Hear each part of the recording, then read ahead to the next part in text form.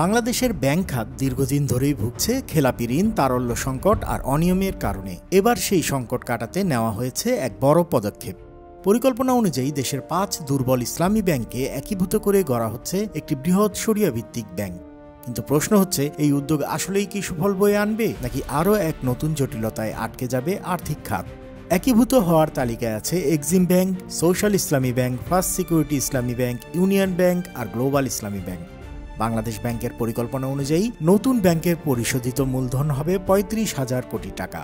এর মধ্যে 20,000 কোটি টাকা দেবে সরকার, আর বাকি টাকা আসবে আমানত বীমা ট্রাস্ট থেকে। কেন্দ্রীয় ব্যাংক আশা করছে এভাবে একত্রিত হলে দুর্বল ব্যাংকগুলো শক্তিশালী হয়ে উঠবে, গ্রাহকরাও নিরাপদে ফেরত পাবেন তাদের আমানত।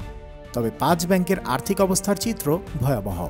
অ্যাসেট কোয়ালিটি রিভিউ অনুযায়ী 5 ব্যাংকের মোট আমানত প্রায় 1,47,000 কোটি টাকা, কিন্তু ঋণের পরিমাণ 1,90,000 কোটি টাকা। এর মধ্যে প্রায় 1,47,000 কোটি টাকাই খেলাপি, মানে ঋণের 77% ফেরত আসছে না। সবচেয়ে খারাপ অবস্থায় আছে ইউনিয়ন ব্যাংক, যেখানে ঋণের প্রায় 98% খেলাপি।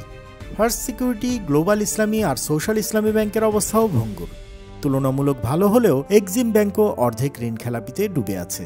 আর এমন বাস্তবতায় অনেকেই প্রশ্ন তুলছেন, দুর্বল 5টি ব্যাংক মিলে কি সত্যিই শক্তিশালী একটি ব্যাংক তৈরি হবে? বিশেষজ্ঞদের একাংশ মনে করেন সরকারের সরাসরি নিয়ন্ত্রণ থাকায় গ্রাহকের টাকা ফেরত আসবে, কিন্তু মূল সমস্যাটা হলো গুড গভর্নেন্স বা সুশাসন। যদি রাজনৈতিক সদিচ্ছা না থাকে তাহলে একীভূত হলেও সংকট কাটানো কঠিন হবে। আরেকটি বিতর্ক উঠেছে এক্সিম ব্যাংক নিয়ে। তাদের চেয়ারম্যান দাবি করছেন অন্য ব্যাংকের তুলনায় এক্সিম অনেক ভালো অবস্থায় আছে, তাই তারা একীভূত হতে চান না। সিপিডির ফেলো মুস্তাফিজুর রহমান গণমাধ্যমকে জানান, সরকার যদি যথাযথ ফান্ড ইনজেক্ট করে তাহলে ব্যাংকগুলোর অবস্থা কিছুটা হলেও ভালো হবে। অন্যদিকে গবেষক মাজিদুল হক গণমাধ্যমকে জানান, আন্তর্জাতিক অভিজ্ঞতা মিশ্র। জাপান ও গ্রিসে এ ধরনের মার্জ ব্যর্থ হলেও অন্য দেশের সফলতার উদাহরণ আছে, তাই এ উদ্যোগের সফল হওয়ার সম্ভাবনা সর্বোচ্চ 60%। বিশ্বব্যাংকের সাবেক অর্থনীতিবিদ জাহিদ হোসেন আশাবাদী কণ্ঠে গণমাধ্যমকে জানান, অন্তত বর্তমান অবস্থা থেকে ভালো কিছু হতে পারে। তবে এ বিষয়ে বাংলাদেশ ব্যাংকের গভর্নর আহসান এইচ মনসুর গণমাধ্যমকে জানান, 5 ব্যাংক এক হলে এটি হবে দেশের সবচেয়ে বড় ইসলামী ব্যাংক।